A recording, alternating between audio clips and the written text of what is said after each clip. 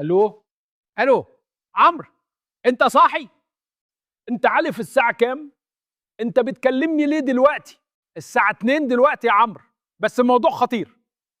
مفيش زبادي في مدينه نصر يا عمرو. كل السوبر ماركت فاضيه، ما فيهاش زبادي ولا علبه. انت صحيتني علشان الزبادي؟ ده امن قومي يا عمرو. انت متخيل مصر من غير زبادي؟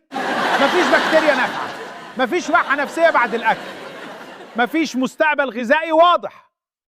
طب وانت مالك؟ انت بقيت خبير تغذيه ولا لسه مذيع؟